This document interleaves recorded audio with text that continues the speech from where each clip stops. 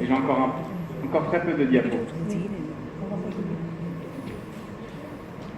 On avait parlé du Doppler de l'artère cérébrale moyenne, en disant que c'était un Doppler qui pouvait être intéressant pour voir la progression d'un retard de croissance, qui était l'inversion du rapport cérébro-placentaire essentiellement pour les retards de croissance tardifs, que ce n'était pas très intéressant pour les retards de croissance précoces, que le retard de croissance précoce, le plus intéressant une fois qu'on a une anomalie du diastole, le plus important c'est de regarder l'artère ombilicale et après de regarder le fluxus veineux. Và chúng ta thấy rằng là với cái Doppler của động mạch não giữa thì nhằm mục đích là gì, để chúng ta theo dõi cái tiến triển của cái tiến triển của cái thai chậm phát triển trong tử cung. Còn nếu mà cái chỉ số não rốn thì người ta chỉ sử dụng trong những cái trường hợp mà cái thai chậm phát triển trong tử cung nhưng mà muộn, tức là muộn sau 36 tuần đấy, thì người ta mới sử dụng đến cái chỉ số não rốn. Còn lại đối với những cái trong những cái trường hợp mà thai chậm phát triển trong tử cung thì cái quan trọng nhất mà người ta cần phải xem đấy chính là cái Doppler của động mạch rốn, và cái thứ hai nữa là Doppler của ống Arantivit, là hai thứ quan trọng nhất mà chúng ta cần phải quan sát. L'autre élément important l'autre chose importante que peut nous apporter le Doppler de l'artère cérébrale, c'est le dépistage de l'anémie chez le fœtus. Và một cái điều quan trọng nữa ở trong cái Doppler động mạch não đấy là gì? Để là chúng ta đánh giá cái sự thiếu máu của tuần hoàn não. On peut dépister l'anémie chez le fœtus parce que chez les fœtus anémiques, comme chez les adultes, lorsqu'on a une anémie, on a une augmentation de la vitesse du sang. Và chúng ta thấy rằng là chúng ta có thể đánh giá được cái thiếu máu cũng giống như ở trên người lớn chẳng hạn, là vì là khi mà nó thiếu máu thì nó bắt đầu tăng cái tốc độ tuần hoàn. Et on va voir comment on peut diagnostiquer cette anémie grâce à l'échographie chez les fœtus qui sont à risque. Và chúng ta thấy làm thế nào để chúng ta đánh giá được cái thiếu máu não ở thiếu máu não ở thai nhi, khi ở trên những cái thai nhi mà có nguy cơ cao. Bien sûr, il est hors de question de faire un dépistage de l'anémie fétale chez n'importe quelle grossesse, chez tout le monde. Parce que, de la même façon que ça n'a pas d'intérêt de réaliser un Doppler ombilical systématique chez tous les fœtus, ça n'a pas d'intérêt de rechercher quelque chose de rare chez la population générale, parce que tous les tests que vous allez faire vont avoir un certain nombre de faux positifs. La population dans laquelle vous allez appliquer le test a une prévalence de la complication qui est élevée, plus le taux de faux positifs sera acceptable. Chúng ta thấy rằng là chúng ta chỉ làm cái Doppler của động mạch não ở trên những cái thai nhi mà có nguy cơ cao thôi, chứ chúng ta không làm kiểu như là một cách hệ thống cái Doppler động mạch não cho tất cả các cái thai nhi, cũng giống như là Doppler của động mạch rốn. Vì rằng là nếu mà chúng ta mà cứ làm chung cho tất cả các cái quần thể của những cái nhóm người bình thường như thế, chúng ta càng làm nhiều bao nhiêu thì chúng ta sẽ thấy rằng là gặp những cái trường hợp mà dương tính giả nhiều tăng cao bấy nhiêu. Si vous faisiez un Doppler ombilical à toutes les grossesses, vous auriez beaucoup plus de faux positifs que de bébés anémiques. Và vì chúng ta thấy rằng là nếu mà chúng ta làm các cái Doppler mà càng nhiều như thế thì chúng ta sẽ có rất là nhiều cái chẩn đoán nhầm là cái thai bị thiếu máu. Alors quelles sont ces situations qui sont à risque d'anémie? Cái hoàn cảnh nào thì có dẫn đến là cái tình trạng thiếu máu của thai nhi? Il y en a deux. Chỉ có hai cái thôi. Il y en a deux. La première, c'est les alloimmunisations avec les anticorps dans le sang maternel. Cái thứ nhất là đấy là các cái bệnh lý về tự miễn mà có những cái kháng thể ở trong cơ thể người mẹ.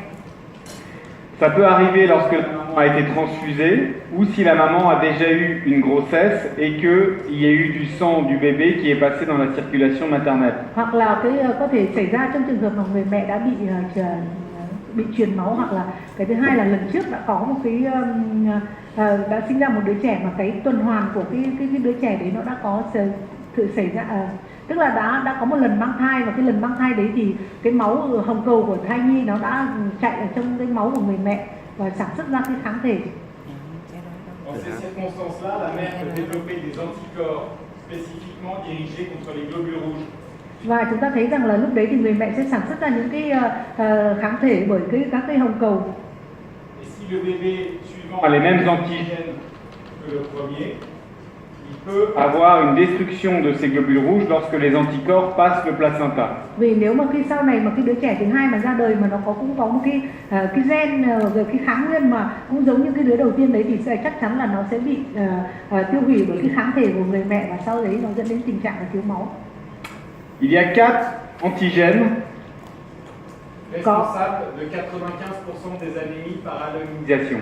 Và chúng ta thấy rằng là có 4 cái gen mà có thể là làm có nguy cơ là dẫn đến cái tình trạng là thiếu máu tự miễn ở trong thai nhi.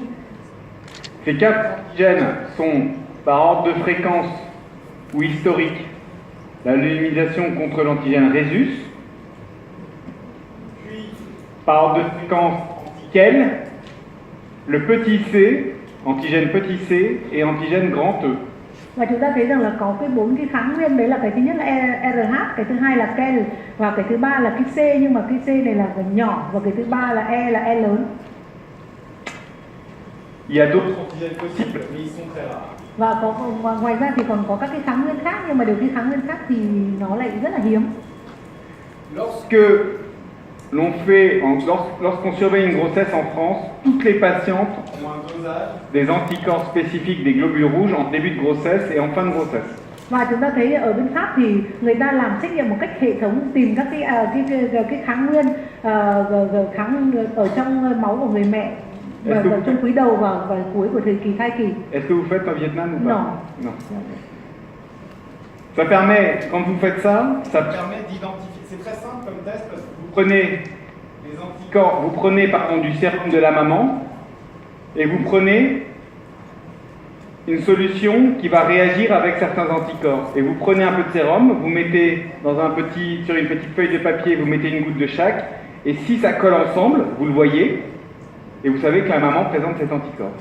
Và cái xét nghiệm này thì ông ấy bảo rất là dễ, chỉ cần là lấy một cái máu của người mẹ và sau đấy lấy cái huyết thanh ở bên ngoài và làm 2 cái tờ giấy nhỏ vào hai bên, mà nếu mà hai cái này nó chạm vào nhau mà nó dính vào nhau thì đồng nghĩa rằng là người mẹ nó có cái kháng thể đấy, rất là dễ. Mà nói là dễ thế thôi, nhưng ở nhà mình chez nous on ne fait que RH, on ne fait pas lequel et si petit ou chez nous on ne fait que RH.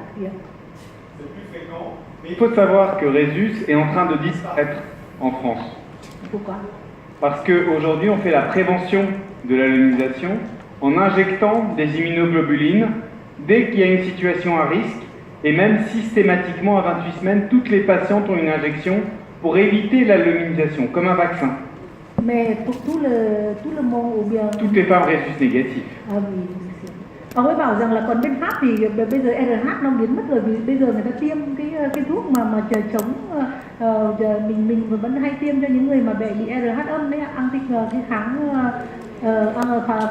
cái hồng cầu đấy, thì cho nên là ở 28 tuần là người ta tiêm hết những người mà có RH âm, là người ta tiêm một cách có hệ thống, cho nên là từ đấy người ta không cần phải tìm cái RH nữa. Et aujourd'hui, la maladie hémolytique du fœtus ou du nouveau-né par Rhesus est quasiment disparue en France. Và chúng ta thấy rằng là ở Pháp bây giờ thì những cái em bé mà bị bệnh huyết tán ở trên những cái đứa trẻ mà bị RH âm là gần như là không có, nó bị tiêu diệt, vì giống như người ta tiêm như thế giống như là tiêm vaccine thôi, giống như dùng tiêm vaccine luôn đấy. Et elle est quasiment aussi fréquente qu'une indication rare qui est Kel est aujourd'hui aussi fréquente, voire peut-être même plus fréquente que Rhesus. Và bây giờ thì cái kháng nguyên Ken này rất là hay gặp, mà thậm chí là còn hay gặp như là RH. Tại sao mình không làm?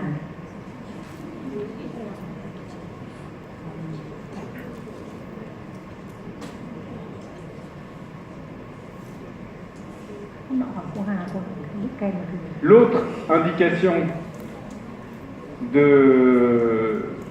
l'autre situation à risque pour les femmes d'anémie du fœtus, c'est l'infection par le parvovirus B19. Và chúng ta thấy thứ hai nữa là có nguy cơ về thiếu máu của thai nhi, đấy là khi mà người mẹ nhiễm vào parvovirus 19. Pour les infections par virus B19, typiquement, c'est une maman qui n'a jamais fait la maladie et qui est infectée par un enfant qui l'a attrapé à l'école. Và cái biểu hiện đấy là gì? Người mẹ này thì chẳng bao giờ bị mắc bệnh cả, nhưng mà đều là bị nhiễm bệnh một cái đứa bé, cái đứa trẻ con mà nó khi đến trường nó mắc bệnh thì nó lây cho người mẹ. Chez l'enfant, c'est une maladie bénigne. Chez l'enfant et l'adulte, C'est une maladie bénigne. ở những cái người ở trẻ con hoặc là những cái người bình thường thì đấy là một cái bệnh rất là lành tính. Elle s'appelle en France parce que c'est toutes ces maladies bénignes comme la rougeole et les autres. La rougeole. Et il n'est aussi pas les vaccins, mais comme la rubéole par exemple, elle s'appelle la 5e maladie. Và cũng giống như ở bên Pháp thì giống như là các cái mắc cái bệnh loại khác giống như là rubella chẳng hạn thì người ta gọi là bệnh thứ 5. Et c'est une maladie qui entraîne des petits symptômes. Le symptôme le plus connu, c'est d'avoir les joues très rouges, avec un peu de fièvre, et puis mal aux articulations. Và chúng ta thấy rằng là biểu hiện là cái thứ nhất là cái má của nó rất là đỏ, cái thứ hai là đau ở các khớp. Chez l'adulte et chez l'enfant, c'est absolument bénin, on en guérit en quelques jours. Chez le fœtus, c'est une maladie grave potentiellement. Và chúng ta thấy rằng đối với người lớn hoặc là trẻ con thì nó sẽ tự khỏi sau vài ngày, nhưng mà đối với em bé, đối với thai nhi thì lại cực kỳ là nặng. Pourquoi? Eh bien, que le virus va attaquer les précurseurs des globules rouges dans la moelle osseuse. Và chúng ta thấy rằng là tại sao như thế? Vì cái virus này nó làm tổn thương đến cái việc là tạo hồng cầu ở trong tủy của thai nhi. Et pendant une quinzaine de jours, on n'aura pas de précurseurs dans la moelle osseuse qui vont pouvoir faire des globules rouges. Vì chúng ta thấy rằng là những cái mà sau 15 canh jours thì sao? Pendant 15 jours. À peu près, oui. Trong 15 ngày sau thì chúng ta không nhìn thấy tồn tại những cái tế bào non này mà để hình thành nên cái hồng cầu nữa. Et puis la moelle va recommencer à produire des globules rouges. Và sau đấy thì cái tủy nó lại bắt đầu sản xuất trở lại cái hồng cầu. Chez vous et moi, la durée de vie des globules rouges est suffisamment longue pour que même si on n'en produit pas pendant un petit moment, on s'en rende pas compte. Les globules rouges qu'on a au moment où on se fait infecter suffisent à faire en sorte qu'on n'ait pas d'anémie. Chez adultes, c'est ça? Chez nous, chez les adultes et chez les enfants. Thì chúng ta thấy rằng là đối với cái người lớn thì ngay cả khi mà cái hồng cầu nó thiếu như thế thì cũng không cần phải làm gì cả, và sau này nó có thể là tự sản xuất và nó trở lại bình thường. Chez les fœtus, la durée de vie du globule rouge est beaucoup plus courte. Và cái ở trái lại thì cái việc này mà xảy ra trên cái thai nhi thì lại rất chi là ngắn. Et donc lorsque l'on attaque les précurseurs dans la moelle osseuse des globules rouges, l'absence de production de globules rouges, même très rapidement, va se voir avec une perte de l'hémoglobine dans le sang. Và chúng ta thấy rằng là với cái việc mà không có cái sản xuất những cái tiền hồng cầu này ở trong cái tủy của cái thai nhi đấy, thì sau đấy thì nó sẽ mất hồng cầu ở trong nước máu của thai nhi. Ok? Donc maladie pas grave chez l'enfant et chez l'adulte, bénin, très grave chez le fœtus parce que ça va entraîner une anémie pendant longtemps, pendant au moins 15 jours.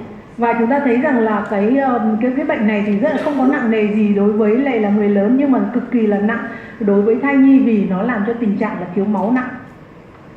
Chez les mamans qui ont été en contact avec un enfant qui a présenté une maladie par virus B19, on surveille les vitesses cérébrales toutes les semaines pendant 2 mois. Pour le bébé.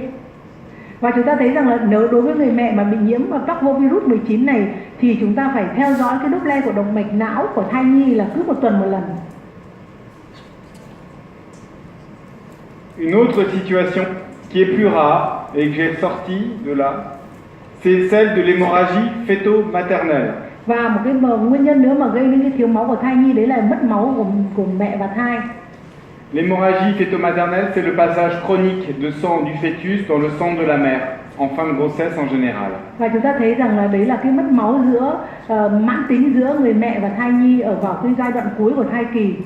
Les manifestations sont très diverses et en général, On retrouve toujours une diminution des mouvements actifs. Il peut y avoir un trauma. Et lorsqu'on fait un enregistrement du cœur, on trouve un rythme sinusal. Và chúng ta thấy rằng là một cái biểu hiện đấy là chúng ta thấy là cử động của thai nhi là rất là thấp, mà cực kỳ là thấp, và sau đấy thì chúng ta biểu hiện bằng bất thường của cái nhịp tim thai. L'hémorragie fœto-maternelle a été suspectée et est toujours suspectée dans près de une mort fétale in utero sur 6. Và chúng ta thấy rằng là cái thiếu máu, mất máu ở mẹ và thai nhi này thì có thể là có nguy cơ là tỷ lệ tử vong là 1/6. Et lorsque on a la chance de le voir avant que le bébé soit décédé, on peut retrouver une augmentation des vitesses cérébrales chez le fœtus, en particulier lorsqu'il y a une diminution des mouvements actifs. Và chúng ta thấy rằng là đối với những cái trường hợp như thế này, chúng ta có thể phát hiện ra bằng cách là làm Doppler động mạch não. Khi mà chúng ta thấy rằng là cái cử động của thai nhi bắt đầu chậm đi thì chúng ta có chỉ định là làm Doppler của động mạch não. Donc diminution des mouvements actifs ressentis par la mère veut dire faire un Doppler de l'artère cérébrale moyenne. Và khi mà người mẹ mà phàn nàn rằng là thai giảm cử động đi thì đồng nghĩa rằng là chúng ta phải làm Doppler của động mạch não của thai nhi. Donc voilà les situations qui sont à risque d'anémie chez le fœtus. On les revoit. Les alloimmunisations, les infections, ça c'est pour tous les termes. Et en fin de grossesse, le risque de l'hémorragie fœto-maternelle, mais pour lequel il n'y a pas de dépistage, mais il faut y penser devant une diminution des mouvements actifs à terme. Và chúng ta thấy rằng là có 3 cái tình huống để xảy ra cái tình trạng thiếu máu của thai nhi. Cái thứ nhất là về cái miễn bệnh lý về bất đồng nhóm máu hay là cái miễn dịch.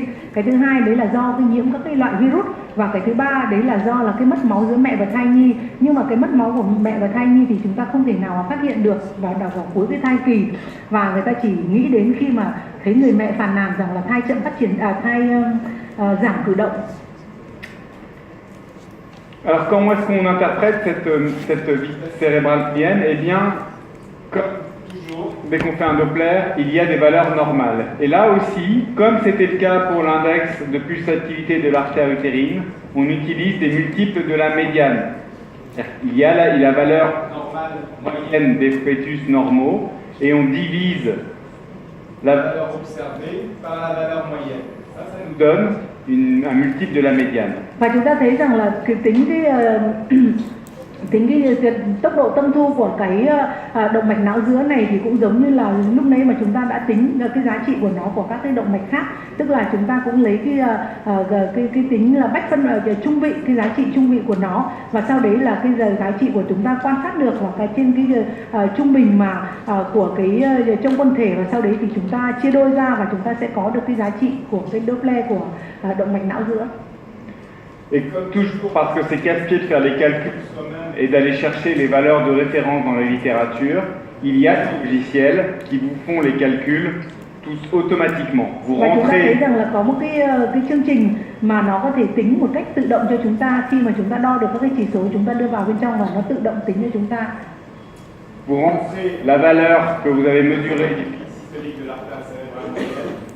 et vous rentrez l'âge gestationnel de la grossesse, et ça vous donne des multiples de la médiane pour la valeur réalisée. Và chúng ta biết rằng là vì khi chúng ta chỉ cần đưa vào cái chỉ độ tốc độ tối đa của dòng tâm thu của động mạch não giữa, và sau đấy chúng ta đưa cái tuổi thai của thai nhi, và sau đấy là tự động là cái máy tính nó sẽ tính cho ta được cái chỉ số trung vị của cái động mạch não giữa.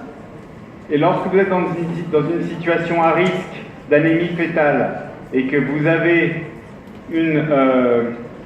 une valeur du pic systolique on peut avancer, du pic systolique qui est au-delà d'1,5 multiple de la médiane, il a été montré que ça a une excellente sensibilité et une très bonne spécificité pour le diagnostic d'anémie.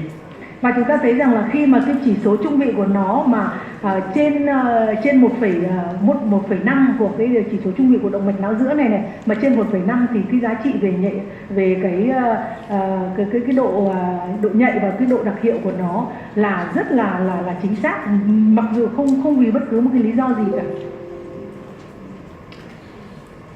Et les questions qu'on va se poser à ce moment-là, dans une situation à risque d'anémie chez une maman qui a soit une alloimisation, soit qui a une infection à parvovirus B19 ou qui est à risque d'avoir une infection par virus B19, eh bien à ce moment-là, les questions qu'on va se poser, c'est soit on est à un terme, on doit faire naître le bébé, soit on fait une transfusion in utero.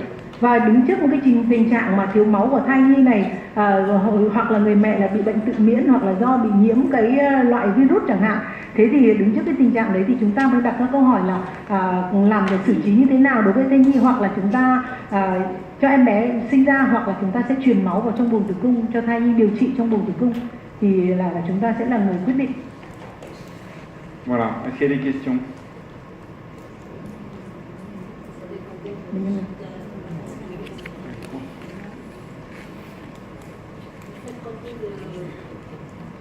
cas de faire la transfusion in utero pour les parvovirus par an chez vous? Parvovirus par an, 3.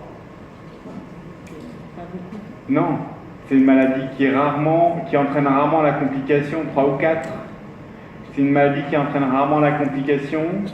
La majorité des mamans qui sont affectées par le parvovirus B19, heureusement, ne font pas d'anémie. De temps en temps, il y en a un qui fait une anémie, on fait une transfusion. Chị không nghe thấy Phương hỏi câu hỏi gì. Phương dịch lại đi, chị không để ý, không nghe thấy. Em có hỏi ông em cái vì ông ấy là chuyên gia, theo giới thiệu đâu là chuyên gia để sửa chữa các cái một số các cái dị tật trong buồng tử cung của thai nhi thì ông có nói đến là truyền máu của buồng tử cung đối với cái trường hợp nhiễm parvovirus 19. Em có hỏi là ông ấy làm bao nhiêu ca một năm? Tại vì cái thời gian cũng không nhiều thì ông ấy nói là ông ấy làm 3 ca một năm, khoảng 3-4 ca thì bây giờ sự thiếu máu nó cũng không quá nhiều. Nhưng mà cái thời gian mà em một phát thì ở Saint Antoine họ làm khá là nhiều, cũng khá là nhiều.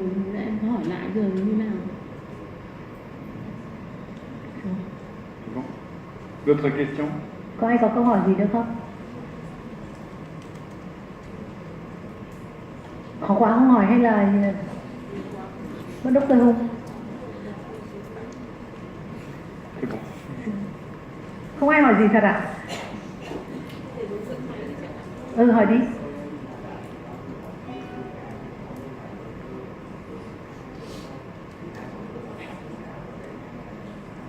Nhưng mà nhóm nguy cơ cao thì phải làm chứ, được nhóm nguy cơ cao thì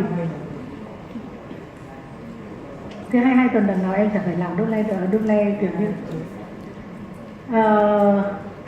une question. C'est un cas avec la maman, un groupe de autrices sur la pathologie retard croissant intra-utérine. Est-ce qu'on peut faire Doppler ombilical à 22 semaines? Oui. Có mà.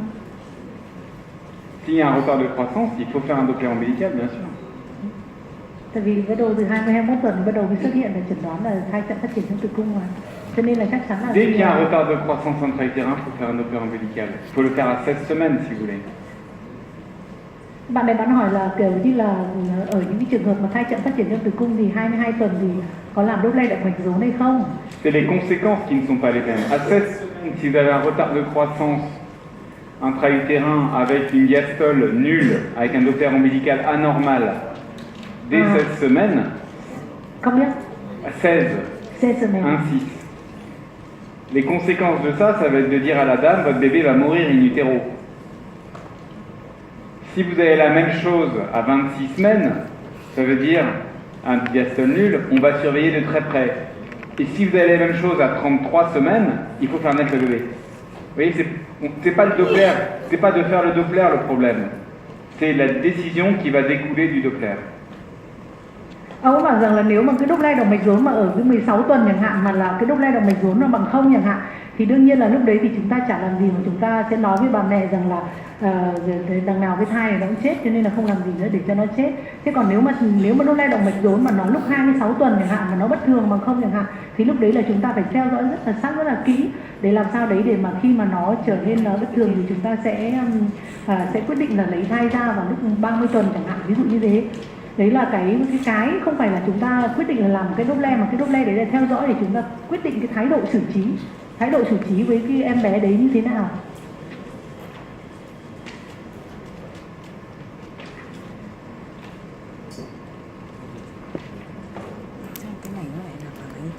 Une question, c'est maintenant est-ce qu'on peut utiliser le index résistance ombilical ou index résistance cérébral pour le surveiller de la croissance intra-utérine? Peut utiliser.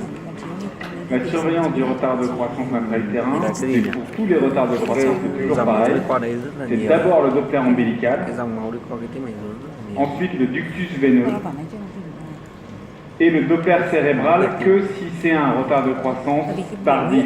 Celui-là, il est intéressant. Mais Doppler ombilical, c'est le plus important, c'est celui qui vous dit comment ça va aller dans les 15 prochains jours. S'il est normal, vous savez que ça va aller encore 15 jours. S'il n'est pas normal, vous savez que peut-être dans les 15 jours, il va naître. Et le ductus veineux, quand il est anormal, c'est dans les 2 jours que ça va pas aller. Ông bảo là trong cái theo dõi thai chậm phát triển trên tử cung thì có 2 cái mà chúng ta cần phải làm, đấy là cái thứ nhất là Doppler của động mạch rốn, cái thứ hai là Doppler của động mạch Doppler của động mạch Doppler của Arantius. Còn lại cái Doppler của động mạch não thì chúng ta chỉ sử dụng khi mà ở những cái thai mà chậm phát triển trong tử cung mà ở cái giai đoạn khá là muộn thì người ta mới tức là tuổi thai khá là muộn thì người ta mới làm. Vì chúng ta biết rằng là khi mà làm cái Doppler của động mạch rốn thì cực kỳ là quan trọng, vì chúng ta thấy rằng là nếu mà cái Doppler động mạch rốn mà nó mà bình thường thì trong 2 tuần nữa thì chúng ta trong 2 anormal là Doppler ombilical anormal on peut surveiller jusqu'à Doppler ombilical normal, on surveille. On sait qu'il y a 15 jours, ça va aller à peu près 15 jours. Tức là Doppler của động mạch rốn mà bình thường thì trong vòng 15 ngày nữa là chúng ta vẫn còn có thể là yên tâm. Trong cái trường hợp mà Doppler của động mạch Doppler của Arantius mà bất thường thì chắc chắn là trong 2 ngày là chúng ta phải lấy thai ra, chứ còn không thì chắc chắn là nó sẽ không ổn, thai sẽ chết trong buồng tử cung. Ductus veineux c'est très mortel. Thì là chúng ta biết rằng là khi mà Doppler của Arantius nó bất thường thì là chắc chắn là lúc đấy là thai sẽ trong 2 ngày tới là thai sẽ chết.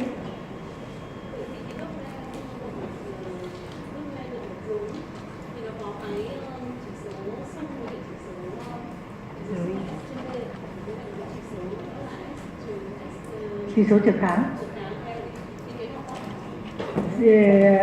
Elle a une question en cas Doppler ombilical, on a 2 index, ça c'est pour pulsatilité et la résistance, c'est lequel c'est important. On n'utilise plus que la pulsatilité pour tout le monde. Utilise plus. On n'utilise que ça. Que ça. Index de pulsatilité pour tous. On n'utilise plus les index de résistance vraiment. Index de résistance et index de pulsatilité, c'est très proche. Mais dans l'index de pulsatilité, il y a plus d'informations que l'index de résistance. Et c'est ça aujourd'hui qui est utilisé pour quasiment tous les Dopplers. Ông có bảo rằng là bây giờ thì tại vì chị Phương nghĩ hỏi là trong 12 chỉ số sung hoặc là chỉ số trực kháng của Doppler động mạch rốn thì cái nào quan trọng hơn, thì ông bảo là bây giờ người ta chỉ dùng cái chỉ số sung thôi, người ta không dùng cái chỉ số trở kháng nữa. Và mặc dù là cái chỉ số sung với chỉ số trở kháng nó cũng gần như là gần như nhau, nhưng mà đều là người ta bây giờ người ta chỉ dùng cái giống như bây giờ người ta chỉ đi ô tô, người ta không đi xe máy nữa, đại loại thế cơ mà.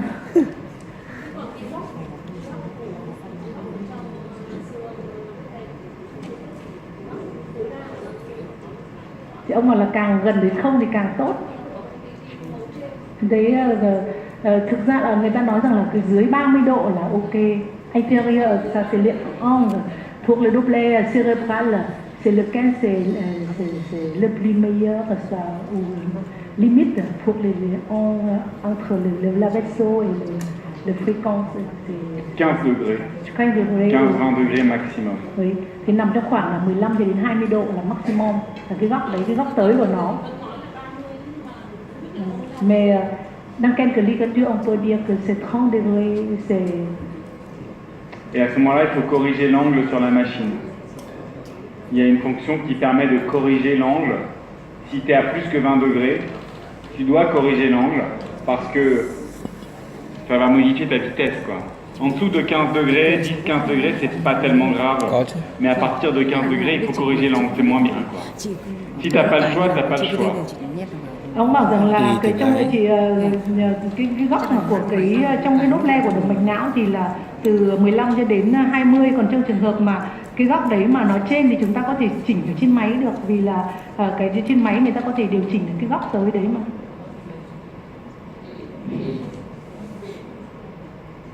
Có ai có câu hỏi gì nữa không? Không.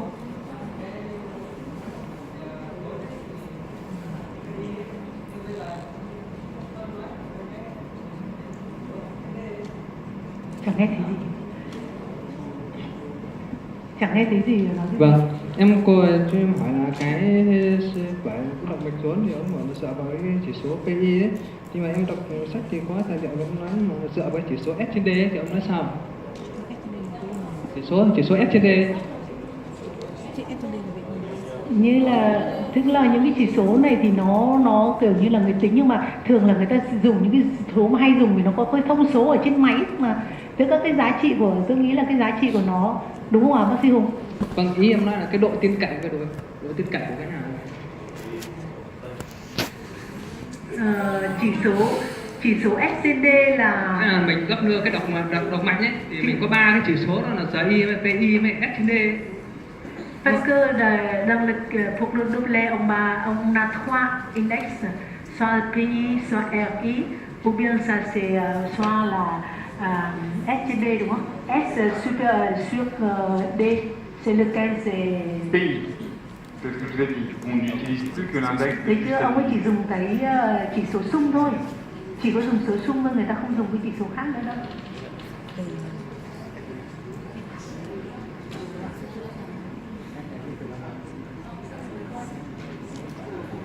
Ok. Léon, on s'arrête là? Oui, C'est bon? Oui, c'est bon. Super. Em hỏi ông đi. Merci beaucoup. Cảm ơn tất cả mọi người. Thế bây giờ